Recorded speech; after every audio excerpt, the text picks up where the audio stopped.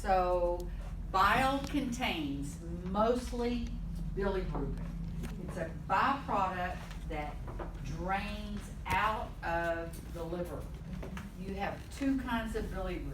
You have direct and you have indirect bilirubin. It has acids, that's why it burns whenever you throw it up. It has cholesterol in it.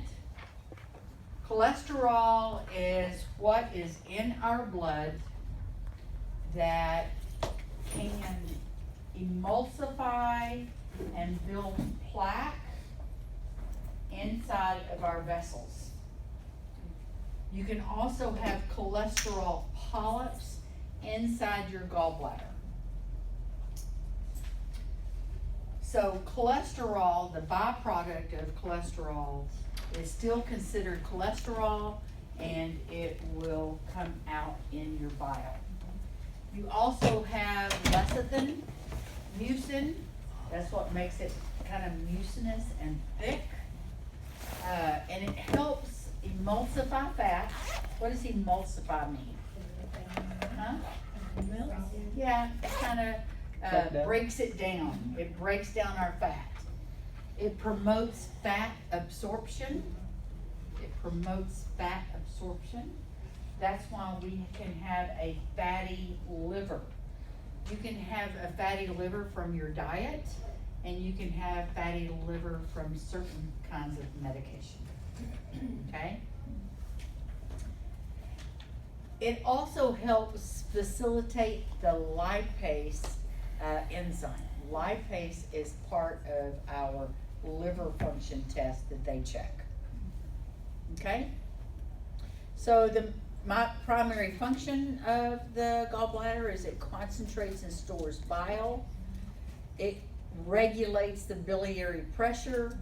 How does that work? Because of the cholecystokinin. So when we eat, our body releases cholecystokinin, and the gallbladder contracts, the sphincter of Oddi relaxes, the Heister valves will open up. Instead of a constant flow, it's kind of regulated with the Heister valves, okay? And then bile is released in the cystic duct, flows through the CBD, and enters into the bilirubin. Okay. Biliary cholelithiasis. Pregnant women tend to have problems with their gallbladder when they're pregnant. Why? The baby pushes on everything up, and it keeps them from emptying out like it should. Okay, because the baby takes up the abdominal space. Okay?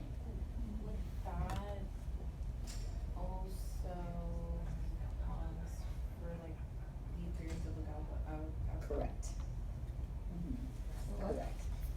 Because the bile can't escape like it used to be, because the uterus is taking most of the space up in the abdominal. Because your bile, your everything's moved to the side. Okay? Because the baby's midline. So everything is pushed to the side. And that's what causes it. Okay? A new word for you. Prandial. Postprandial. What does that word mean? After food. Postprandial. After food. Fasting is NPO. It's just another word for NPO.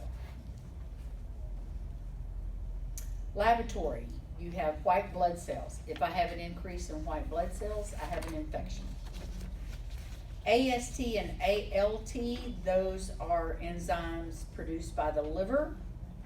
And AST and ALT will be elevated with gallbladder obstruction. Okay? So if there's something causing the gallbladder not to empty out, my AST and my ALT will be the labs to be elevated. Those are the ones that give you the cue that you have an obstruction. An obstruction can be caused from cholelithiasis, a kinking, what else? That's all I can think of. Okay, LDH. LDH will be elevated if you're jaundice. Everybody know what jaundice is? Yellow color. Yeah, your skin is yellow, it's itchy. The first sign is the sclera of your eyes turn yellow. So these are the labs that are going to be, I thought it talked to, oh, here's the bilirubin. So bilirubin. Bilirubin is a breakdown of hemoglobin in the red blood cells. You have direct or conjugated, they mean exactly the same. Or you have indirect and unconjugated. So if it's a direct bilirubin, your gall, you will be jaundice. Okay? If it's indirect, you have some type of a hepatocellular disease and you will be anemic. There are two different kinds. Direct or conjugated means jaundice. Indirect or unconjugated, you have hepatocellular disease. Okay? Or hemolytic anemia. Hemolytic, y'all, does anybody know what that is? Your blood is anemic. You don't have the nutrients in there that you need to have. So they have to do a liver function test on you to be able to tell you what your problem is going to you're going to go to the doctor as soon as you start having problems. But as soon as they get your liver function test, they'll know how to treat you. So those go, and that's all, we know about all the rest of that. Okay. Okay, so let's go over. You have a question?